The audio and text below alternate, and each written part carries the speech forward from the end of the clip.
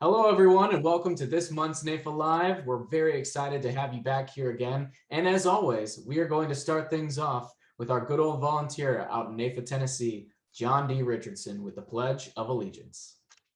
I pledge allegiance to the flag of the United States of America and to the republic for which it stands, one nation, under God, indivisible, with liberty and justice for all. Thank you so much, John. And now we're going to move over to NAIFA President-elect Larry Holzberg for some NAIFA announcements. Hello, NAIFA Nation, and welcome to this month's NAIFA Live. I'm Larry Holzberg, President-elect, and I'm delighted to serve as your MC today. As you know, we just started our fourth quarter, which means that we are wrapping up the first year of our 2025 strategic plan.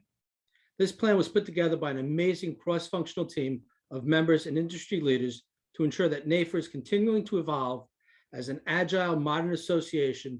We just released our third quarter dashboards, which everyone has access to and can track our progress and remain accountable to our members. Let's pause here for a second and focus on membership for a moment. First, thank you for belonging to your professional association and doing the hardest part, showing up. Second, I want to point out that we are facing the toughest challenges to our economy and industry, with challenges at both the state and federal levels. Whether it is a state mandated required employer payroll tax to pay for long-term care, changes in the FMLA, the PRO Act, or the DOL fiduciary rule raising its ugly head again, we need each other more than ever. Our fall membership campaign is Taxation Needs Representation. Please, if you work in an office, an agency, or know other agents and advisors who aren't now members, please send them a flyer and let them know what their business would be like if NAIFA hadn't gotten the DOL fiduciary rule vacated. Please let them know that participating in IFAPAC is our volume control to Congress and allows NAIFA to speak as one voice that can be heard over all the noise. One last ask, speaking of IFAPAC. Too few of our members really know and understand IFAPAC. Too few of our members think it's only for the few. We want to make sure that IFAPAC is inclusive as possible, and that all members understand how IFAPAC is our tool to influence the legislative process. To help open up IFAPAC participation to everyone, we are doing two things.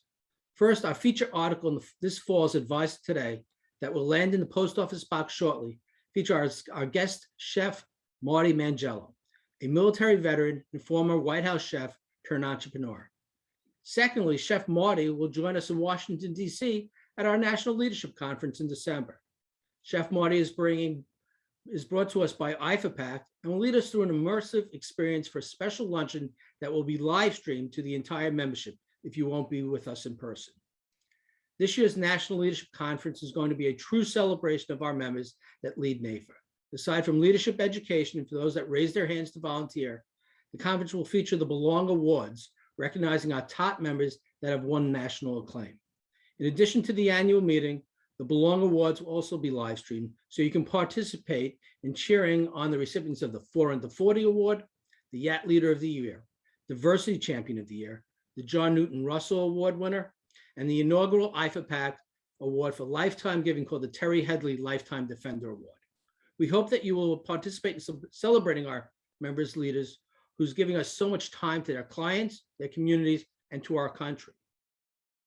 One last item. If you're hearing about these awards and leadership conference and aren't sure of what we're discussing, ask us. We always need new leaders, and all you need to do is raise your hand. We have the training, the programs, and the support to ensure you are successful. Start a New Year's resolution early. Consider stepping up into a volunteer leader role in 2022. From micro-volunteerism to taking on a board position, you are needed and wanted. So I thank you for your time and sharing in these updates of our beloved association. Now I'm honored to introduce a fellow loyal member since 2005, Eszylfie Taylor, to address us today. Thank you for that kind introduction, Larry. Again, my name is Eszylfie Taylor. I'm the founder of Taylor Insurance and Financial Services and president and founder of Taylor Method. I sit before you today, arguably the biggest failure you have ever met in your life. Every way you can mess up a deal, I've done it. Every way you can lose a case, I've done it once. And I've learned from it, right? And gotten better. You see, I don't believe in winning and losing. I believe in winning and learning. And obviously, many of us have been challenged and stretched in unimaginable ways in the last 18 months or so. And that's what prompted me to put this presentation together, the dawn of the new normal. And it is certainly a new normal. In life, you are green or you are brown. You are growing or you are dying, right? And there are certainly challenging times that we are all experiencing right now. But I want to encourage each of you that this storm will pass, as it does not rain forever. And sometimes storms come to clear our paths, not to destroy us, right? So with that said, I want to jump into this presentation here. Many of you guys who follow me or know me know that I was featured in a national television commercial campaign by LinkedIn called In It.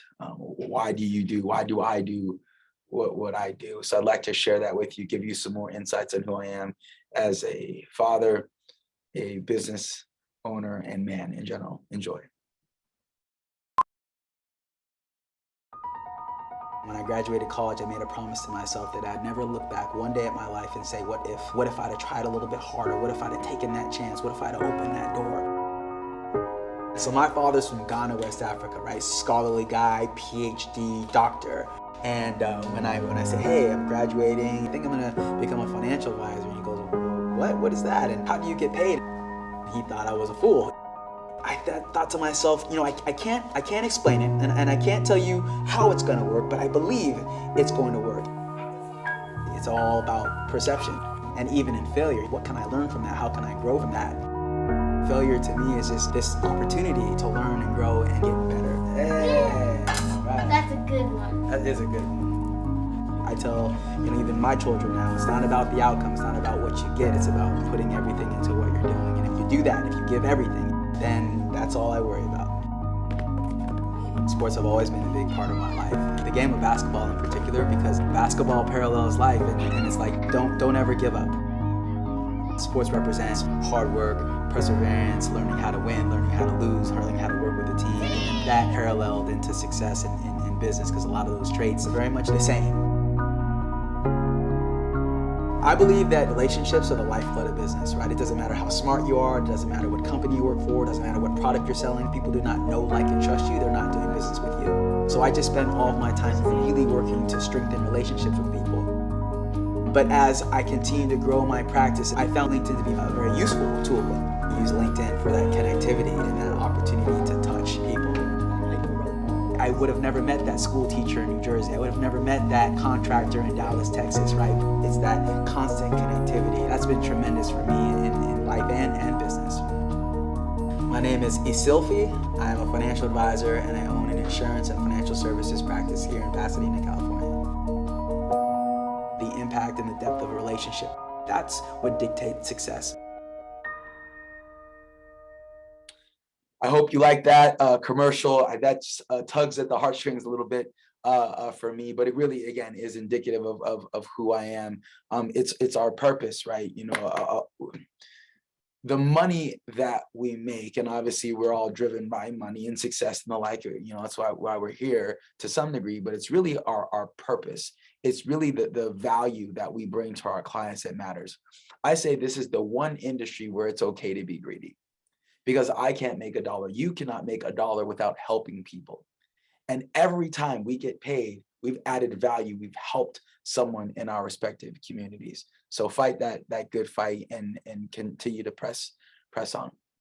It was mentioned a little bit in my bio, some of my achievements and history in this industry. This past September marked my 22nd year in business. So I've been at this for a long time. I know I look young, right? Black don't crack. Remember that. But 22 years in this business. I started out like many of you, like drinking from a fire hydrant. I had so much coming at me. I know that I was missing a lot, and I was just trying to survive. Moved on to becoming a life and qualifying member of MDRT. Now a top of the table producer. To put that in perspective, there's about 1,500 top of the table producers in the entire world. In 2013, I launched my own independent firm, Taylor Insurance financial services based in Southern California. In 2015, I was named Advisor Today, NAIFA's own 4 under 4, top 4 advisors in the country under 40. In 2015, I also released the Taylor Method. And the Taylor Method, quite simply, is the culmination of my career's triumphs and failures. Everything that I do, everything that I've learned, everything that I say in my practice, I share with you. I am truly trying to be what I wish I had when I started, when I was, even now, heck, in this business. We all need help. We all need mentorship. We all need a push, myself included. So if I can be a blessing to anyone or an inspiration to anyone to stay the course and to be better, I'm all about that, and more than happy and humbled to have that opportunity to do so. Perspective. Perspective is not the truth. Perspective is simply what you see. And if you do not like what you see, then change it. And if you cannot change it, then change the way you think about it. We all are going to have things that happen in our life that are challenging, that are hard. And I think oftentimes we will make the mistake of thinking, I can't wait for life to get easier for me, or for life to become more forgiving for me, right? Get over this hump. And I've got news for you. Life will never get easier or more forgiving. You simply get stronger and more resilient. You always have a choice on how you look at things. One of the things that has been a tremendous mind shift for me is believing and rather engaging solely in the process and detaching myself from the outcome. You see, I don't control who buys, what they buy, when they buy. The only thing I control is my effort. And if I'm doing every single thing I can do every single day, I live by this mantra: win the day, crush the day. I don't do annual plans. I don't do quarterly plans. I don't do monthly plans. I don't do weekly plans. I break down my revenue for the year, right? Whatever you want to make, here's this formula. Take whatever you want to make for the year, whatever number that is, and I want you to divide that by 200, assuming you're going to work 200 days in the year, right? You're going to take some weekends, some vacations, some holiday, but you're going to work 200 days a year, and you're going to come up with a number. And whatever number that is the number I want you to have just an unrelenting, just passion to reach every single day. Richard A. Vogel said the most important time in life is not the past nor the future. It is the now. It is this moment right now. So every night when my head hits the pillow, I can truly say I went after it today. Right? I went after it today. I did everything that I could do today. Now, does that mean I'm always going to win? No. Does that mean that I'm always going to get what I want? No. But if you aim for the moon and fall short, you'll still hit the stars, right? So I encourage you to do that. Thinking of perspective and how do we view things. Question for you. Does a rose bush have thorns, or does a thorn bush have roses? Again, perspective. Do we want to focus on the things that hurt us, on the prickly pieces, right? The things that sting? Or do we want to focus on the beauty and the fragrance? Because life always works that way, right? There's no perfect situation in life. It's all a matter of perspective and how we receive things. And one of the things that I've learned, and this was a challenging thing for me in coming out of this pandemic era, is to say, okay, even when things don't go my way, even when things fall apart, even when I am denied, what can I learn from that? How can I use that to propel me to another level? And maybe, just maybe, what I was denied wasn't for me, or maybe it wasn't for me at that time. Have you ever had something that you thought you should have in life, that you deserved in life, that you wanted so bad in life, and it didn't happen, right? And you're distraught. And later on, something else happened. You received another blessing that was actually bigger or better than the one that you were lamenting about before. And at any point in your life where you felt like, I can't go on, it's too difficult, I can't get over this. Anytime in life you have felt this way, you have indeed moved on. You have indeed gotten over it, and you made a way perhaps out of no way. So knowing that has always been your narrative, embrace that now, take comfort in that right now, that no matter what you're going through, no matter what challenge you are facing, you will overcome. But it first starts with mindset. Many of you guys know when I'm asked how I'm doing during the day, I say it's the best day of my life. I say that every single day. I'm just a big believer in the power of positive thought and manifestation, as those that think they can do something and those that think they cannot do something are both usually right. Now, delving into this new normal, and we have been stretched, have we not? Challenged. The new normal is a virtual one, right? And so rather than saying, oh my gosh, business isn't what it was, I can't network or connect with people the way I did, woe is me, right? Because if you're waiting to say, I can't wait for things to get back to normal, I got news for you. I don't think it's ever going back to the way that it was. But let's embrace the change, right? And it's a challenge for me. I don't know if you're familiar with the love languages. There's 5 prevailing love languages. You've got physical touch, you've got words of affirmation, quality time, acts of kindness, and gifts. And my prevailing love languages, the way I show love, are physical touch and gifts. I love being around people. I love sharing. I love giving to people. And with this scenario and lockdowns and restrictions and social distancing and the like, we certainly haven't had the same opportunity to connect and physically be around people. So let's look at the glass being half full rather than half empty. What the virtual world allows me to do is it allows me to be more efficient, right? My travel schedule is a fraction of what it was before. My average in-person meeting with a client typically would be anywhere from 60 minutes to an hour and a half. My average Zoom meeting is anywhere from 20 to 30 minutes. So I'm able to see actually more people throughout the day with less of my time, right? It also allows me to give myself some grace. Pre-pandemic, you would never have seen me, riding bikes with my daughters at 3 o'clock on a Wednesday. And not that I couldn't, I guess I own the company, but I just would have felt guilty, right? Like these are work hours, these are business hours. And so what is it for me now to take that time? Just yesterday, my daughter, one of my daughters had a volleyball game, and I was able to go watch that after the game, and get back on calls and get back to my day. But that's what the virtual world allows us to do, is connect with people and spread and touch and connect with people that we otherwise might not do, right? The other thing that I love about this virtual world, and you talk about social media and the like, it allows us also to see other people's narratives and what's going on with them as well.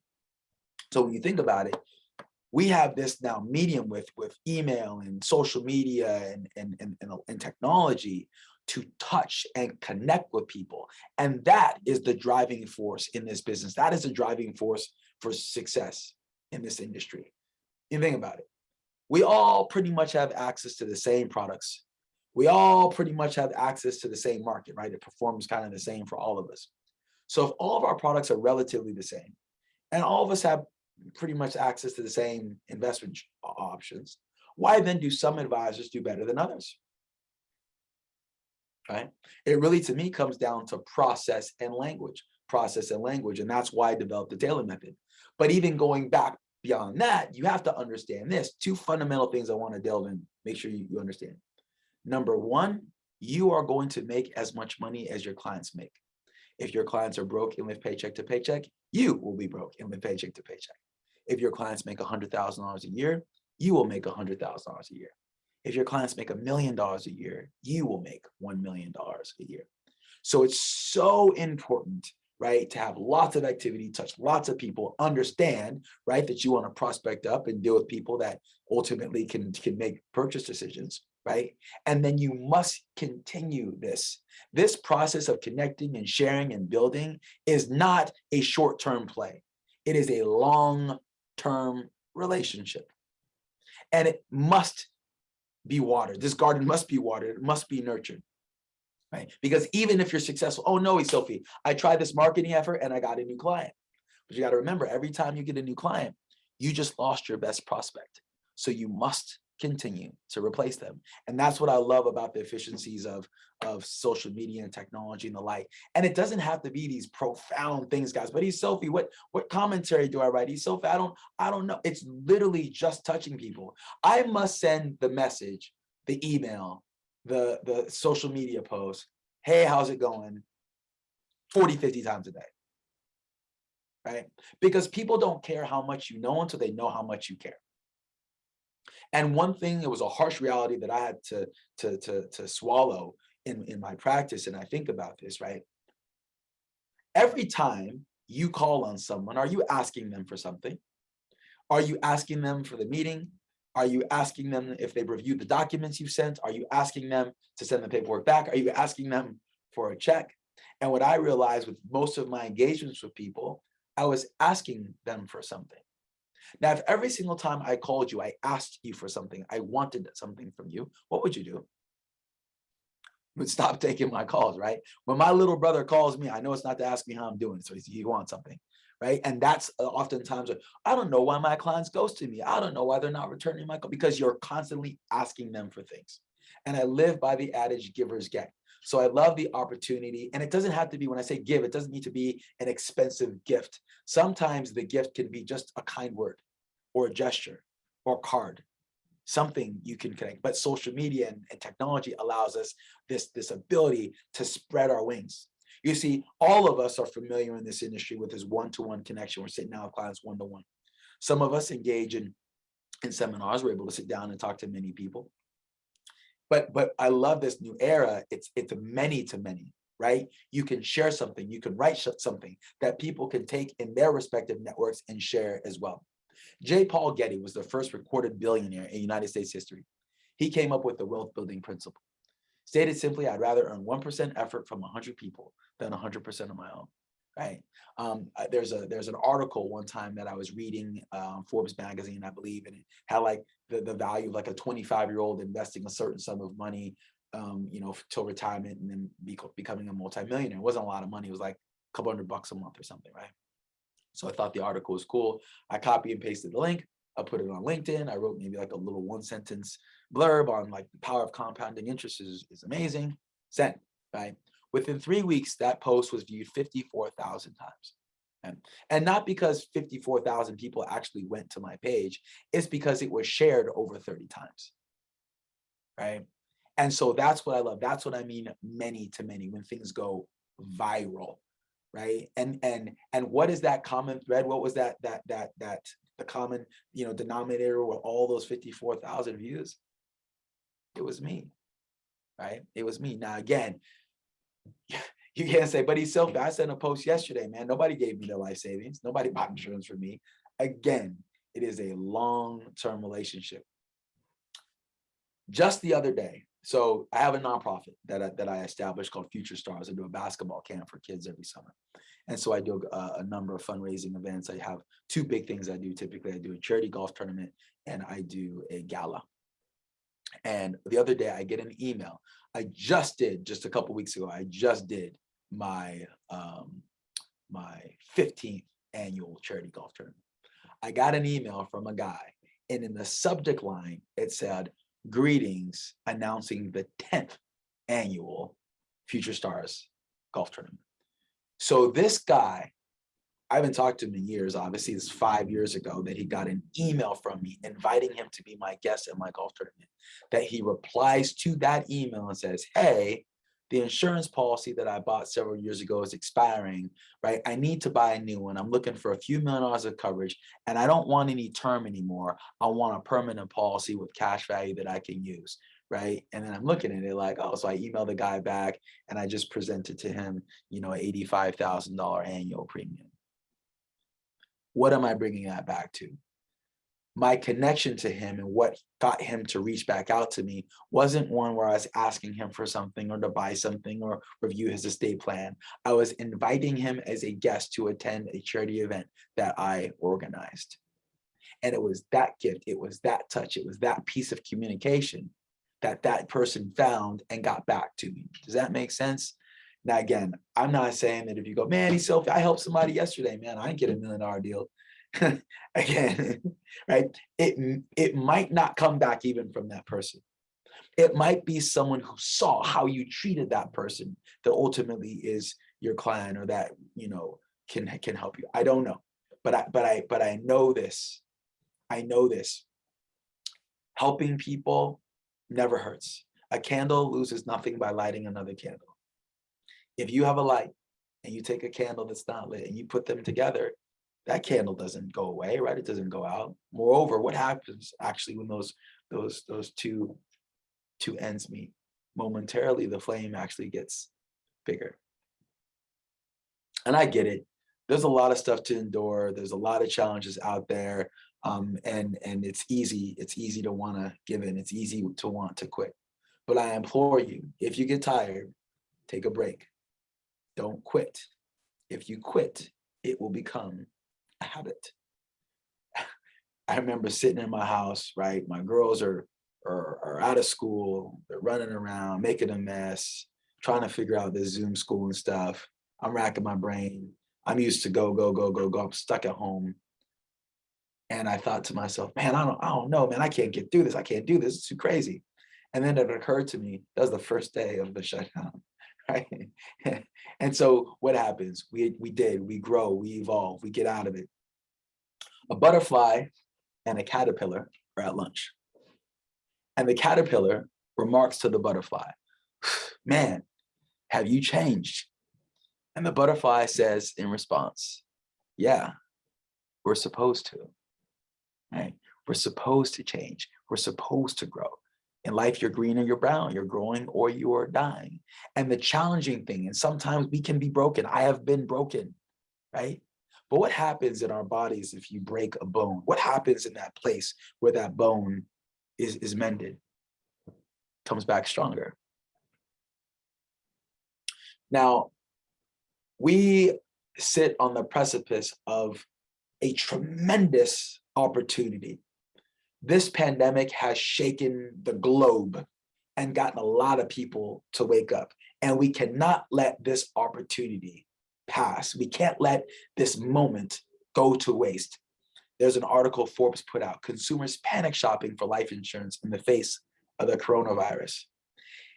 At what point has the entire world been more conscious of the vulnerability, right, of the sensitivity of their very mortality, right? I always say insurability is a gift, not a right. If I was predisposed to heart disease, could I get life insurance? Probably not, right? It would be very expensive. If I was predisposed to lung cancer, could I get life insurance?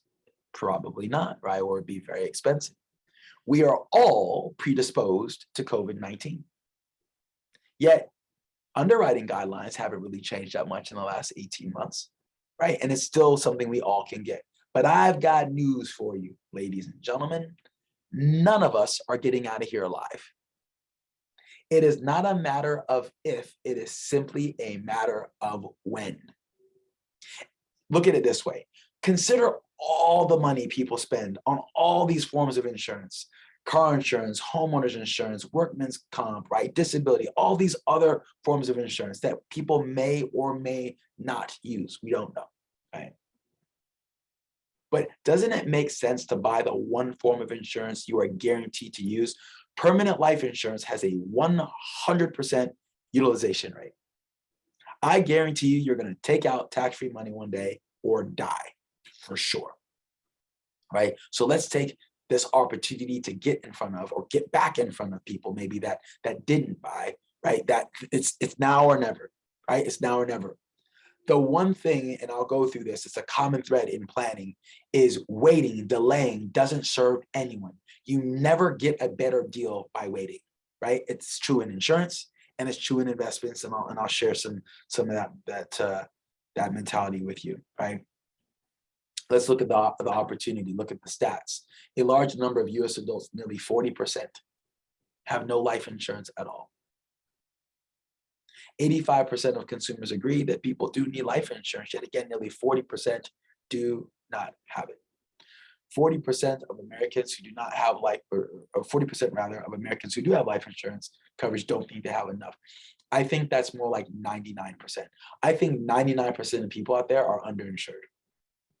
And I'll walk you through why and how I make that calculation and how we can positively impact our communities by properly insuring our clients.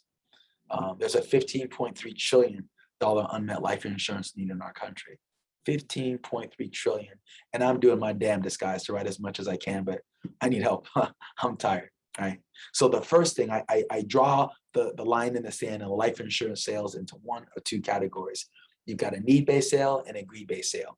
Need-based sale, guys, this is your vanilla, your vanilla and chocolate, your everyday, your meat and potatoes, right? We all want to write these big cases. We want to write the, $500,000 or $1 million cases. My biggest month ever in the business is December 2013. December 2016 rather. December 2016 I had my biggest month in the business. I made $1.3 million in 1 month. And 900,000 of that was one case, big case, right? But the reality of it is what got me to that point, what keeps me in business today isn't the home runs, isn't the grand slams. It is the slow and steady. See, if you go around hunting buffalo, you will starve. You got to eat squirrels and rattlesnakes. And this basic need-based sale, right, is everything. If you can master this little piece that I'm about to share with you, you will not only survive, right, but you will thrive in this industry. The first thing that is important that you understand is the idea of human capital. That is so important and it is a central theme to need-based planning. Eszylfie, what is human capital? Human capital, quite simply, is the present value of one's future earnings. The present value of one's future earnings. So how do we calculate human capital, Eszylfie? Take the amount of money someone makes on an annual basis, right? What their family needs on an annual basis if they weren't here, and multiply that number by 20. That is their human capital. So per this example, if my family needs $100,000 a year to cover their bills, 100,000 times 20 is $2 million. That is how much life insurance I should have. Well, why? Because a 5% payout rate on $2 million would generate $100,000 a year of income in perpetuity, thus replacing my income to my family. Can't replace fathers, can't replace mothers, can't replace husbands, can't replace wives. But we can make sure that the money that would have otherwise brought to the table will be there, right? Human capital. If even in your existing book of business, you were to do an analysis, highlight let's say your top 20 clients, and if you don't have it in your file, call them up and ask them what their family needs every single year to cover all the bills. Take whatever answer they give you, multiply that by 20. I guarantee you, in your existing book of business, 90% plus of your book of business is underinsured. Right? And this was hard for me because I realized, oh man, what am I doing? Guys, don't be afraid of the big number. Don't be afraid of the big number. Repeat after me. Little money gets little money. Big money gets big money. We cannot let our clients, our prospects off the hook. It requires a lot to get a lot. Make sense? And one of the things I say, don't be afraid of the big number, is I remember early on in my career doing needs analysis and seeing the fact finder, and the ones I used to use at the time had a debt elimination side, like what are your bills, like mortgages and credit cards, student loans you had to pay off, and then your income replacement piece. And oftentimes when you incorporate credit cards and student loans and mortgages alone, that face amount could easily creep over $1 million, right? And then when you include income replacement, that number gets to 3 million or 4 million. You're like, oh my gosh, that's such a big number. I can't ask for that. How about we just cover the mortgage? And the client says, that's fine, right? But if the need amount, if the human capital number is 3 million, sell them 3 million. If it's 5 million, sell them 5 million. If it's 10 million, sell them 10 million. If that's the right number. I can make the argument, higher net worth people, higher income earning people need us, need our work, need this planning more than your everyday person. You think about it. If I make 50 grand a year and I die and I don't have any insurance, widower's benefits and its benefits to my children will pretty much come close to replacing my income for my family. If I make $50,000 a month and I die without this planning, who's paying the mortgage, property taxes, private school, that Mercedes lease? All gotta go. So how do I make this sale? 3 simple questions. You see this on your screen. Question number 1, if you didn't come home tomorrow, what would happen to your family? Then let him answer. Question number 2, how does that make you feel? Tugging on the heartstrings a little bit. Question number 3, how much money can you comfortably set aside on a monthly basis to solve this problem? Let's test this out. I'll use me. I've got 3 daughters. You saw in the commercial. I got 3 daughters. They're 14 and my twins are 12 now, believe it or not. I used to pray to God he'd send girls to hang all over me. And he took me literally. He was like, here's 3 of them. So be careful what you ask for. You might get it. And think about, if I didn't come home tomorrow, what would happen to my family? Think about this. Think if you're that 40% that have no life insurance, or think if you're that 99% that doesn't have enough. What would happen to them? It'd be horrible. Huh? How does that make me feel? Makes me feel vulnerable, makes me feel uneasy, gives me angst. 3, how much money can I comfortably set aside on a monthly basis to solve this problem? All right, look, my family needs at least $250 a year to cover the bills. I could set aside $500. $500 a month, I'll do. Okay, great, let's get started. So if my family needs $250,000 a year to cover the bills, what's my need amount? What's the human capital amount? 5 million. 250,000 times 25 million. If my budget, my premium commitment is $500, is $5 million of coverage going to cost me $500 a month? Probably not. Probably going to cost me a couple $100 a month. So in that instance, I can take that premium commitment. I can integrate some permanent life insurance and layer some term on top to cover the need amount. There you go. So you got your $500 a month sale, got your client your adequate amount of insurance, and that took about 60 seconds. Right? Here's the question that you have to ask your clients. If I was the last insurance agent, I'm the last financial professional, I'm the last financial advisor ever to talk to you about buying life insurance to protect your family, I'm the last person who's ever going to bring this up to you, would you buy from me today? How do you know that I'm not? That's good, right? How do you know that I'm not? Eszylfie, I don't know. I can't say that. Why? Why can't you say that? You're afraid they're not going to buy? You see, ladies and gentlemen, you must be bold. You must be bold. The only thing in life that comes from being bold is something good. Either you're going to get something you've never had, right? Get something you've never had, or continue not to have what you didn't have anyway. You don't lose too much, right? So shifting gears to my greed-based sale. Very similar calculation, right? But there's one little caveat I have to adjust for inflation, right? One thing that I start to say a lot to clients, and you guys could probably appreciate this, is that I find that people have stuff.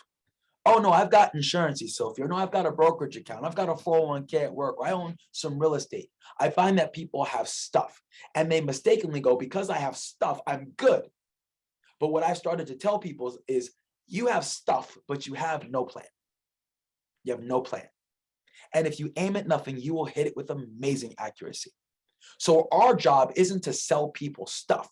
It's our job to corral, right, all these things, insurance, investments, tax, all these things, and create a plan for them. You see, I don't believe in perfect products. I do not believe there's any product that's perfect. I do, however, believe in perfect planning through balance and diversification. So the reason I say it's so important that we plan is that many of us are making contributions to these plans, saving and investing, not knowing if what we are doing is actually putting us in a position to be where we want to be when we want to be there. So what I need to get people to understand, what I want to ask them is, what is your number? Do you have any idea what your number is? What your target retirement savings number is? Do you have any idea? Most people don't know. I venture to say a good number of you watching this webinar right now, you're like, I don't know my number either. Well, you're in luck. I'm going to tell you what it is. Take the amount of money. Here's those 3 questions. What is the amount of money you'd want on an annual basis to retire on? I'm going to retire you today in today's dollars. What do you need? Well, Eszylfie, I could get along with 100,000. If I had $100,000 a year of income, I think I'd be okay. Now there's this pesky thing called inflation. Cost of goods and services is going up every year. At a 3% inflation rate, the value of money is chopped in half every 24 years. So if I'm 40 years old now and I want to retire at 65, right, my purchasing power is pretty much going to get chopped in half, right? Hence that doubling. So if I want $100,000 in today's dollars, after I adjust for inflation, I'm really saying I want what? $200,000.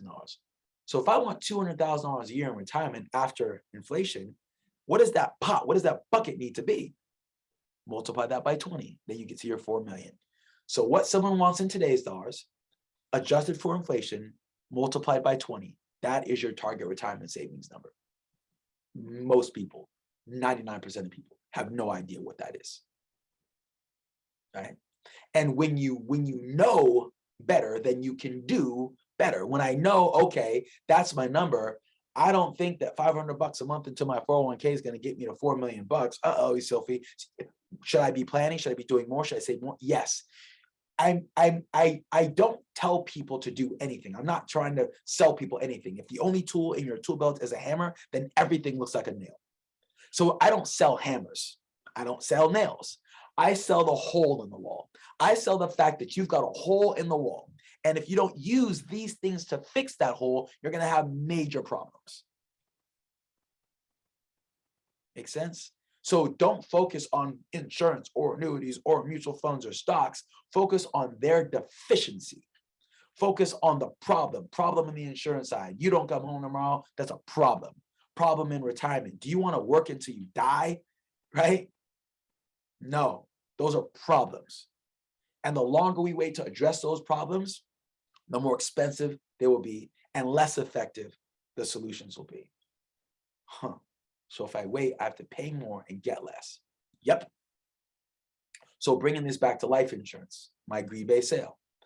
$100,000 in today's dollars, $200,000 in tomorrow's dollars, adjusted for inflation, right? Multiplied by 20 is 4 million bucks. Now here's your life insurance, your greed-based sale, life insurance as an asset class. When most people think of insurance, what do they want? They want the biggest benefit they can get for the least premium. When I'm selling life insurance as an asset class, I have a completely opposite objective, completely opposite mindset. I want to cram the most premium dollars I can into the smallest policy to maximize the internal rate of return, to maximize what I can draw out of that policy in time. So here's your number. Your number is 4 million. So here's the question. Of this $4 million bucket that we're building and the $200,000 a year of income that you want in retirement, here's the golden question. What percentage of that 200,000 do you not, operative word, want subject to stock market risk, real estate risk, or business risk? Here's your life insurance sale. I don't care what they do for a living. I don't care how aggressive they are. Nobody says, I want all of my future income. I want my entire nest egg subject to volatility and risk. Nobody. So if they go, I don't know, 50%, right? Okay, so of the $200,000 a year of income you want in retirement, you want about half of that not subject to stock market risk, real estate risk, business risk. Then you run a solves. Okay, in order to get to $100,000 a year of income in 25 years, I'm going to need $3,000. I'm going to need $30,000 a year of premium to go in this policy now for the next 20 years. And when you are ready to retire, I will be able to generate a $100,000 a year tax-free income to you, not subject to stock market risk, real estate risk, or business risk. Now the client could say one or two things. They could say, okay, in which case you'll go, let's get started. That's my closing language. They could say, whoa, 30,000? Yeah, 30,000. And I'm sorry, I'd be remiss. There are two other options. You can give me the 30,000, that's your number. We can extend your time horizon for retirement, or you could take less income. Which one would you like? It's going to be one of the three, though. And now they're going, oh my gosh, 30,000. I mean, the most I could do right now is 20, probably 20,000. 20,000, that's pretty low. I'll tell you what, I like you. Here's what we'll do. We'll start at 20,000. You know you need to be at 30,000, but we'll start at 20 and I'll come back every year and we'll ramp you up till we get you to that magic number. Sound good? Okay, great. Let's get started. Going through this number calculation with your clients allows you to take back power. And what I mean by that is you've had it happen to you. I've had it happen to me. Your client comes into your office with their investment portfolio and they plop it in front of you and go, my investment advisor is XYZ and I have this and this and this. I've got $200,000 in my brokerage account. I've got $400,000 in my 401k. What do you got for me today? And then we oblige. Oh, thank you so much for taking your time to see me today. My company strength is impeccable. Turn to page 2, right? Stop doing that. The first thing I tell people when they do that to me is I have no products for you. I don't sell products. I solve problems. Let's do a deep dive and see if what you have today is going to get you where you want to be in the future. So how much income do you need in retirement? Well, I make about $250 now, Eszylfie. I'd like to stay at about $250. Okay, got you, right? So we adjust that for inflation. $250 today's dollars is $500,000 in tomorrow's dollars. 500,000 multiplied by 20 is $10 million. So I can appreciate the fact that you've got a couple $100,000 in your brokerage account and $400,000 in your 401k, and you're maxing that contribution and your employer matches. Awesome. But let me ask you a question. Based on your current savings and contributions to those savings, do you think that's going to get you to $10 million in the next 20 years? No. Do you think you should be saving more? Yes. Well, great. Let me help you with that. Let's get started. You see that, right? Don't let people get away with having stuff. That excuse, I've got insurance, I've got investments. Okay, I'm great. Because one of the things and one of the most disalarming phrases, please steal this from me, is Taylor method. I will never undo any good work that you've done. If there are elements of your plan that are working for you, that you have some insurance, it's great. Awesome. I don't want to change the insurance you have. I just want to cover the shortfall. You love your broker at Merrill Lynch. Awesome. Keep that broker at Merrill Lynch. I just want to make sure that you have supplemental plans to bridge that gap. And or of the money that you're investing and saving, I don't need to manage all of your money. You don't have to give it all to me. I just want the money you don't want to lose. I will never undo any good work that you've done, right? We just want to add value. So shifting gears a little bit here to investments, people typically have 1 or 2 objectives. They want to protect their assets and accumulate more. So we're talking about protection. There was a poll study done with about 1,500 pre-retirees and retirees from age 50 to 70, right? Most of them had 10 plus years of investment experience. And they asked them, right, some questions. And the stats and the responses are pretty sobering. 70% of Americans have a greater fear of outliving their money than they do dying. More fearful of running out of money than they are dying. So if I'm relying on my brokerage account, my IRA, my real estate, my business that I've sold off, right, to my employees, if I'm relying on those things for retirement, right, does that give me comfort? Does that give me peace of mind?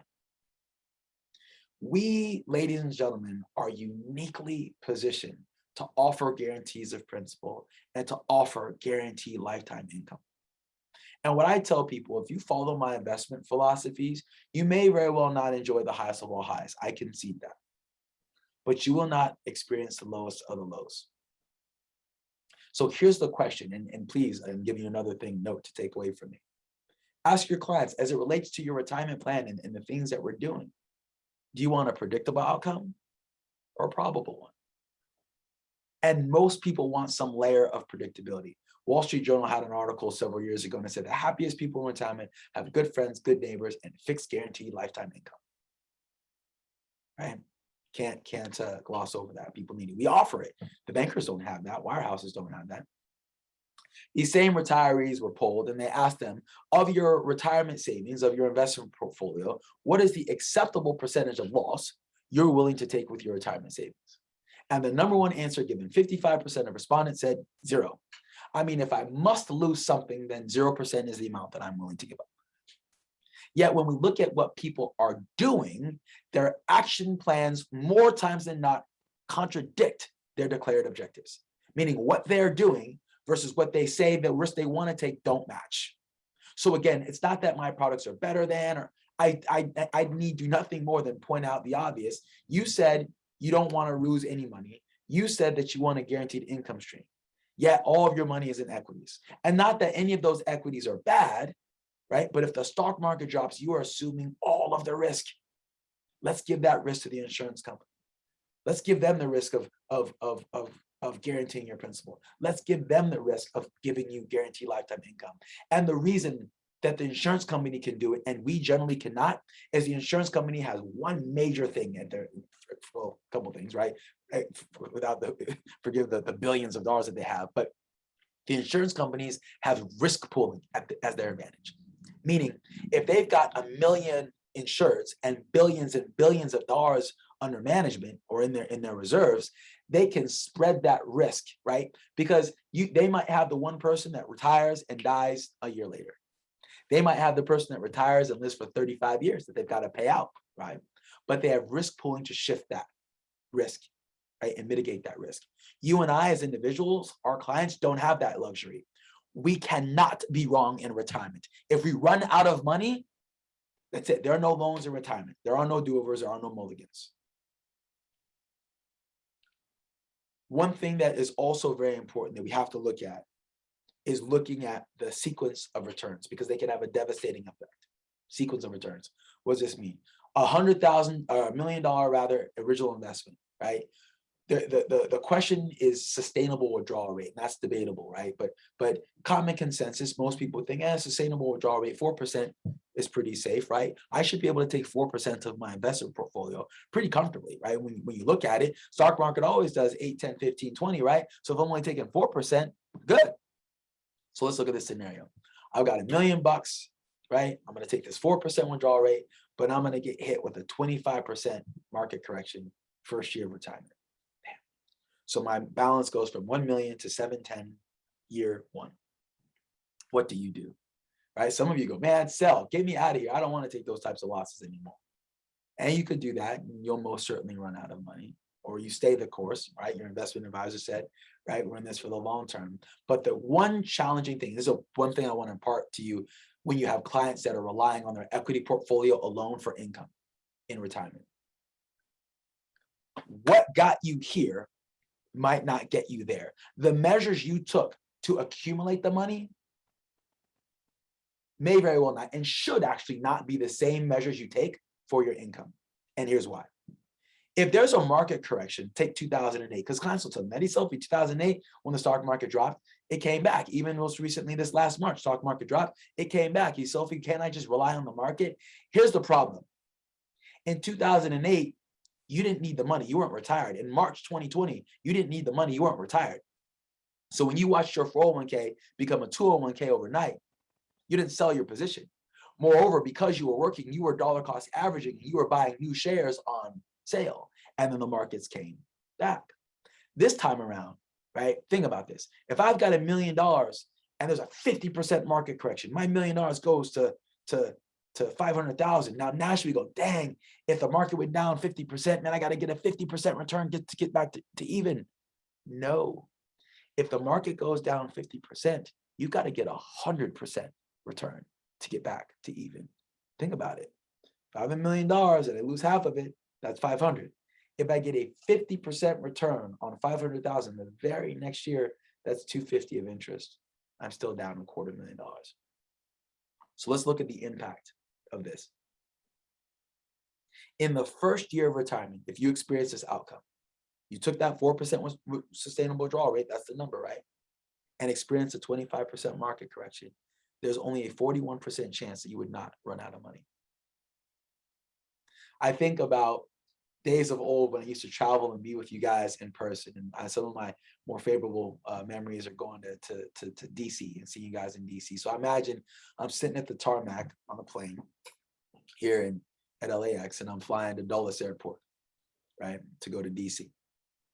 And I imagine the pilot getting on a loudspeaker and saying, hey, we're flying from LAX to Dulles, and there's about a 41% chance we'll make it. Would I stay on that flight? Would you stay on that flight? No way would I stay on that flight. Yet our clients have this very scenario going on. And I don't think that they truly appreciate and understand the risk they are taking. 5th year of retirement, 10th, even in the 30th year of retirement, if you experienced a 25% market correction while taking a 4% withdrawal rate, there's still only a 75% chance that your money will last. Now, if you'll notice these scenarios here, I did not say there was a 100% failure rate. So you may very well do this, stay in the market, take a 4% withdrawal rate, and have market factors sustain those withdrawals. I didn't say it won't work. But again, the question begs, do you want a predictable outcome in retirement or a probable one? When you invest your money, there's one of three outcomes you're going to experience. You're going to make money, stay flat, or lose money. And what separates us again from the bankers, what separates us from the wirehouse people alone, is we have the ability to eliminate that third outcome. So I ask people, you're going to invest, three things are going to happen: make money, stay flat, lose money. If I could eliminate one of those outcomes for you, which one would you want to eliminate? And that's the loss of money. So we are uniquely positioned in that we have products, we have services. You cannot lose money in a whole life policy. You cannot. Market drops, non-correlated asset class. Real estate bubble bursts again, non-correlated asset class. Cannot lose money. And a guaranteed lifetime annuity is going to pay you for the rest of your life. But up markets, Eszylfie, down markets, what if I live till I'm 100? Okay. Now, should all people's money go into insurance? No. Should all people's money go into income annuities? No. But I do believe it is prudent to have as a portion of the portfolio in accordance to their declared objectives. But I guarantee you, when you look at what people are doing versus what they say they want, there's always an opportunity. There's always a conflict. We just need to point it out. So when we look at this, there's so many challenges, so many things going on, so much, white noise out there. And I get it. It's overwhelming. But if 10 years from now, right, because you're trying to survive, I get it. But if 10 years from now, I told you your business would look exactly the same way in 10 years as it does today, would you be happy? Would you be satisfied? If your answer is no, well, then why are you afraid to change? Right? Is it one day? Is it one day or day one? Let's make this day one. The value of the work that we do, and the central theme that I wanted to impart to you throughout this talk today, is that you never get a better deal for waiting. It never becomes more favorable. Every year you get older, cost of insurance goes up. The chances of some medical issue arising comes up, right? Opportunity cost loss. I was reading an article a couple years ago. I think it was just synopsis of the market. And it said, if you just missed the best 10 days, just the best 10 days of the market, you missed out on a double-digit return. Guys, you must be in the game. We have to get our clients in the game, right? So important that we engage. Assume nothing. Assumptions are the root of disappointment.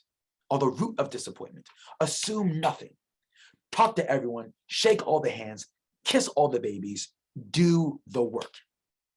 And if success in life isn't for you, if millions of dollars in this industry isn't for you, it will not be because you didn't take every single reasonable effort and measure to make it happen.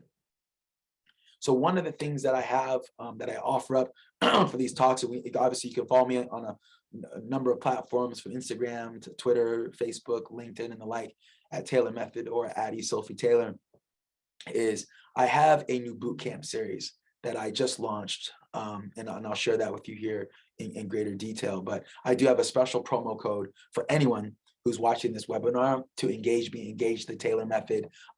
It's care agnostic, product agnostic. You sell to your clients what you think is right, what you think is best for them. But it is, again, process and language that separates us.